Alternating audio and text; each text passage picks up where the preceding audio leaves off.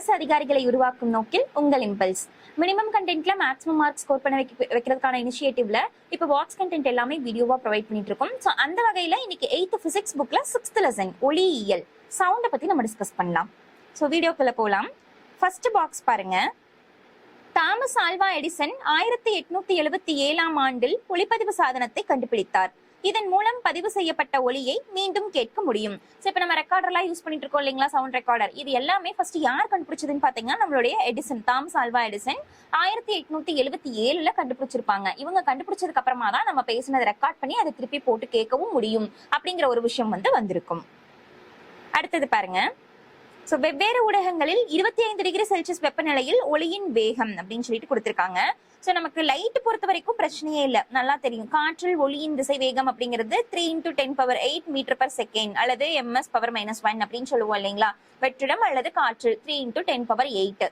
So கான்ஸ்டன்டா இது என்ன temperature இருந்தாலும் சரி அதே மாதிரி தான் இருக்கும்.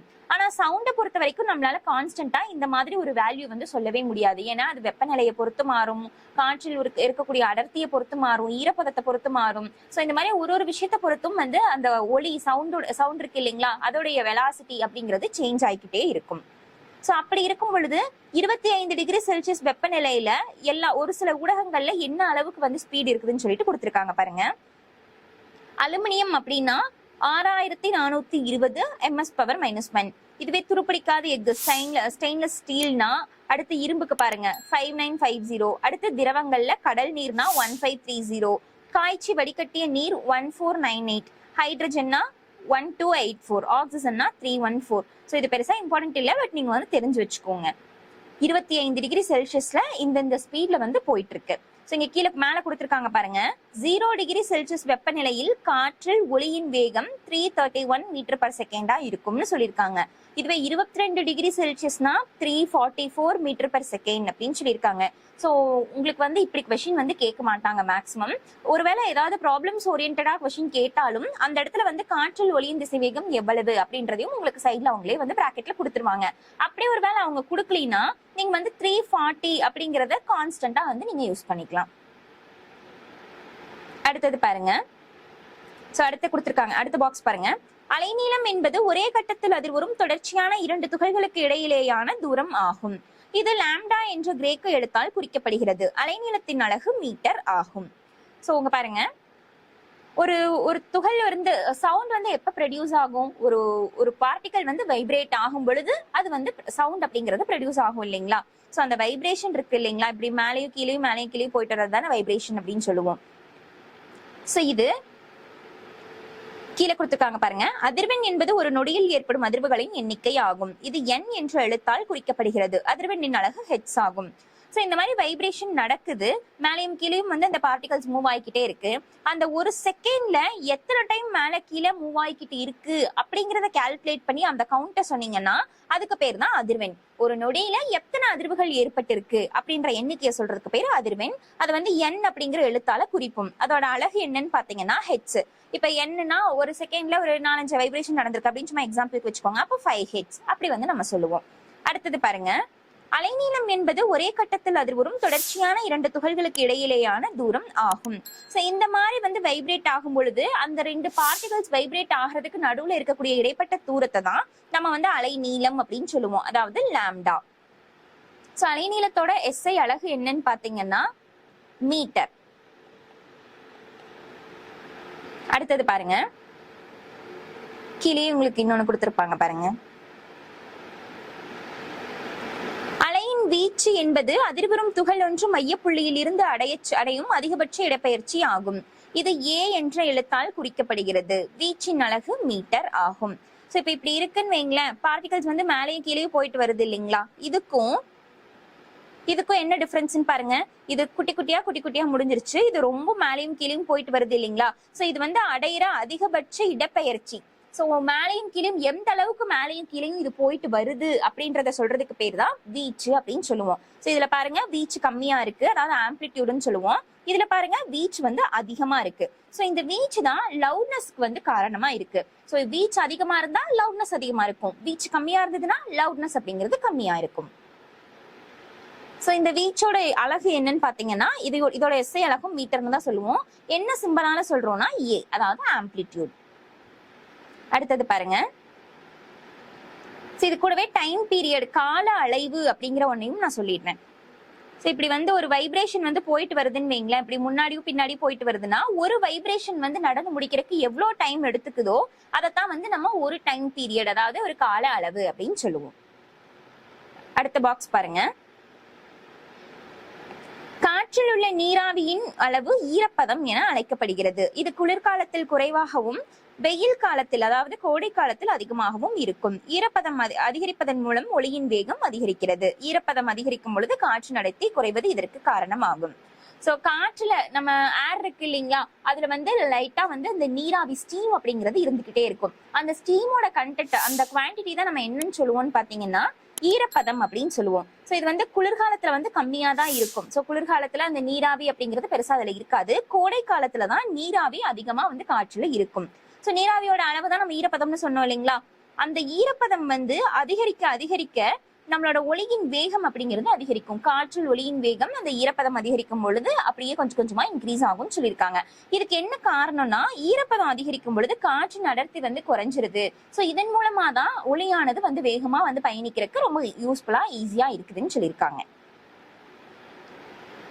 அடுத்தது பாருங்க, விண்வெளி வீரர்கள் ஒருவருக்கொருவர் எவ்வாறு தொடர்பு கொள்கிறார்கள்? விண்வெளி வீரர்கள் தங்கள் தலைக்கவசங்களில் சில சாதனங்களை கொண்டுள்ளனர். அவை ஒளி அலைகளை ரேடியோ அலைகளாக மாற்றி கடத்துகின்றன. இது ஏறக்குறைய உங்கள் வீட்டில் உள்ள ரேடியோ செயல்படுவதை போன்றது.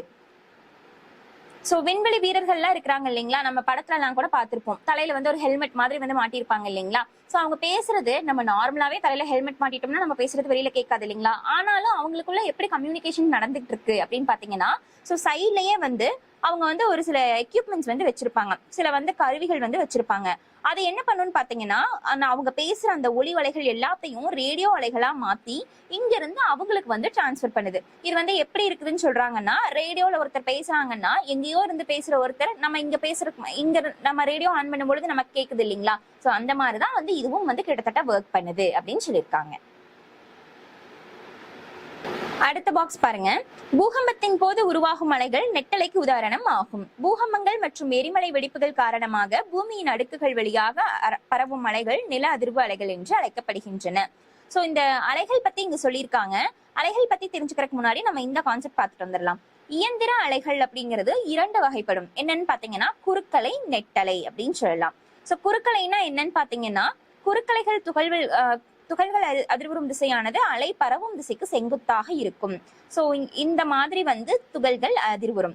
சோ போறது என்னவோ இந்த டைரக்ஷன்ல, பட் அதிர்வுறது எந்த மாதிரி இருக்கு, மேலையும் கீழையும் இருக்கு இல்லைங்களா. சோ அதத்தான் சொல்லியிருக்காங்க, பரவும் திசைக்கு செங்குத்தாக அதிர்வுறும் அப்படின்னு சொல்லிட்டு. சோ இந்த குறுக்கலைக்கு எடுத்துக்காட்டு என்னன்னு பாத்தீங்கன்னா லைட், அதாவது நம்ம பார்க்கக்கூடிய ஒளி இருக்குது இல்லைங்களா, அதுதான் இந்த குறுக்கலைக்கு எடுத்துக்காட்டு. அடுத்தது பாருங்க, செகண்ட் டைப் நெட்டலை. நெட்டலையில் துகள்கள் அலைபரவும் திசைக்கு இணையாக அதிர்வுறுகின்றன. எடுத்துக்காட்டு பாருங்க, நீரூற்றுகளின் அலைகள் மற்றும் ஒரு ஊடகத்தில் பரவும் ஒளி அலைகள். சோ இந்த நெட்டலைகள் பாருங்க, நம்ம இந்த வாட்ஸ்அப்ல வாய்ஸ் நோட் எல்லாம் போடுவோம், பாத்திருக்கீங்களா. வாய்ஸ் நோட் போடும்போது இந்த மாதிரி கோடு கோடா இருக்கும் இல்லைங்களா. சோ அதுதான் அலை பரவுற திசை இதுதான். அதே மாதிரி துகள்கள் அதிர்வுறதும் இந்த மாதிரி முன்னும் பின்னுமா தான் அதிர்வரும். சோ அதிர்வுறும் திசையும் அலை பரவும் திசையும் ஒரே திசையில இருக்குது. இதுதான் நெட்டலை அப்படின்னு சொல்லியிருக்காங்க. அந்த மாதிரி பூகம்பத்தின் போது உருவாகும். சோ இதுக்கு எடுத்துக்காட்டு என்னன்னு பாத்தீங்கன்னா சவுண்ட், அதாவது கேட்கக்கூடிய ஒளி.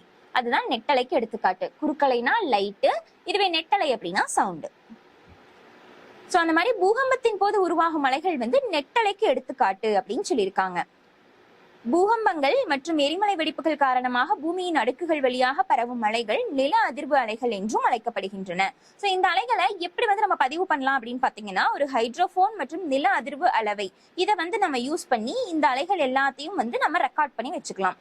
சோ இந்த மாதிரி இந்த அளவுகள் பத்தி படிக்கிற இந்த படிப்புக்கு பேர் என்னன்னு பாத்தீங்கன்னா நில அதிர்வியல் அப்படின்னு சொல்லிட்டு சொல்லுவாங்க. சோ நில அதிர்வு அலைகள் எப்படி உருவாகுது, அது என்ன பண்ணுது, சோ அதோட அட்வான்டேஜஸ் என்ன, டிஸ்அட்வான்டேஜஸ் என்ன, டிராபேக்ஸ் என்னென்னலாம் இருக்கு, டோட்டலி அதை பத்தி ஸ்டடி பண்றதுக்கு பேர் தான் என்னன்னு பாத்தீங்கன்னா நில அதிர்வியல்.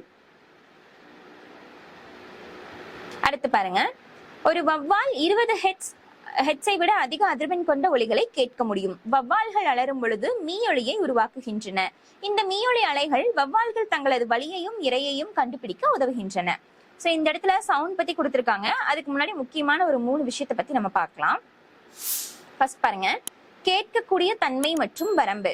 அதாவது ஒலியை வந்து 3 வகையா பிரிச்சிருக்காங்க. கேட்கக்கூடிய ஒலி, குற்றொலி, மீயொலி. கேட்கக்கூடிய ஒலினா நம்ம மனுஷங்களால கேட்கக்கூடிய ஒலி இருக்குது இல்லைங்களா, அதுதான். அதாவது ஆடிபிள் ரேஞ்ச் அப்படின்னு சொல்லுவாங்க. 20 Hz to 20,000 Hz. ஸோ இதைத்தான் வந்து நம்ம கேட்கக்கூடிய ஒலி, ஆடிபிள் ரேஞ்ச் அப்படின்னு சொல்லுவோம்.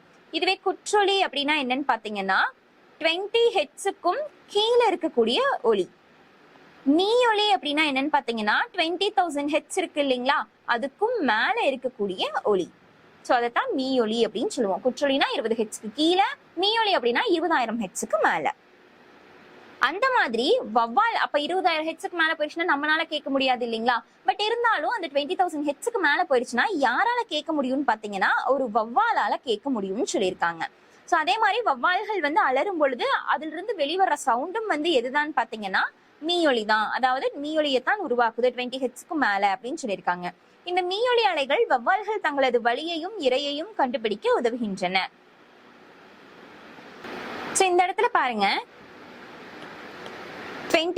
ஆடிபிள் ரேஞ்ச் நமக்கு நல்லா தெரியும். 20 Hz to 20,000 Hz அப்படின்னு சொல்லிட்டு நம்மளும் நல்லா பார்த்துட்டு போயிருப்போம். பட் எக்ஸாம்ல தெளிவா என்னன்னு கொடுத்துருவாங்கன்னு பாத்தீங்களா, உங்களை கன்ஃபியூஸ் பண்றதுக்காக 20 kHz அப்படின்னு சொல்லி கொடுத்துருவாங்க.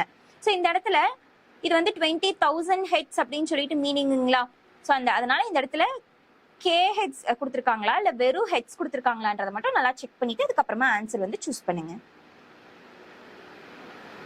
அடுத்தது பாருங்க, சொற்களஞ்சியம் கொடுத்திருக்காங்க. ஸோ இது சும்மா வாட்டர் ஸ்பாட் மட்டும் பார்த்து வச்சுக்கலாம். அலைவீச்சு அப்படின்னா ஒரு அலையின் பெரும இடப்பெயர்ச்சி. நான் சொல்லியிருந்தேன் இல்லைங்களா, மேக்சிமம் எந்த அளவுக்கு ஹைட் போகுதோ அதுதான் அப்படின்னு சொல்லிட்டு. அடுத்தது பாருங்க, எதிரொலி அப்படின்னா ஒளியின் பிரதிபலிப்பு. சுருதி அப்படின்னா ஒரு தளர்வான ஒளி மற்றும் கீச்சிடும் ஒளியை வேறுபடுத்தி அறிய உதவும் பண்பு. ஸோ இப்போ வந்து 2 பேருமே வந்து ஒரு 2 பேர் வந்து பாடுறாங்கன்னு வைங்களேன். ஒருத்தர் வந்து ஸ்வீட்டா பாடுறாங்க, ஒருத்தர் வந்து ரொம்ப கரகரகரன்னு நல்லா பாடல அப்படின்னு சொல்லிட்டு நம்மளால டிஃபரன்ஷியேட் பண்ணி கண்டுபிடிக்க முடியுது இல்லைங்களா. சோ அதுக்கு பேர் தான் சுருதி அப்படின்னு சொல்லுவாங்க. ஒரு தளர்வான ஒலி மற்றும் கீச்சிடும் ஒளியை வேறுபடுத்தி அறிய உதவும் பண்பு. அடுத்தது பாருங்க, ஒலி அலை. துகள்களின் உயர் மற்றும் குறைந்த அழுத்த பகுதி அல்லது அதிர்வுகள் நகரும் முறை. ஒளியின் வேகம், ஒரு பொருளின் வழியாக செல்லும் ஒளியின் வேகம். அதிர்வு அப்படின்னா ஒரு துகளின் முன்பின் இயக்கம். ஸோ முன்னாடியும் பின்னாடியும் போயிட்டு வருது இல்லைங்களா ஒரு துகள், அதைத்தான் வந்து வைப்ரேஷன் அப்படின்னு சொல்லுவோம். அலை நீளம் அப்படின்னா ஒரு அலைகளின் அடுத்தடுத்த இறுக்கங்களுக்கு இடையேயான நீளம். ஸோ இதோட இந்த வீடியோ வந்து முடியுது. இதே மாதிரி மோர் இன்ஃபர்மேட்டிவ் வீடியோஸ் நாங்கள் கண்டினியூஸாக அப்லோட் பண்ணிக்கிட்டே இருக்கும். இதை பற்றின டீடைல்ஸ் தெரிஞ்சுக்கிறதுக்கு impulse TNPSC Telegram channel follow பண்ணிக்கோங்க. அண்ட் இம்பல்ஸ் கோச்சிங் இன்ஸ்டிடியூட் சேனலை சப்ஸ்கிரைப் பண்ணிக்கோங்க. Thank you all.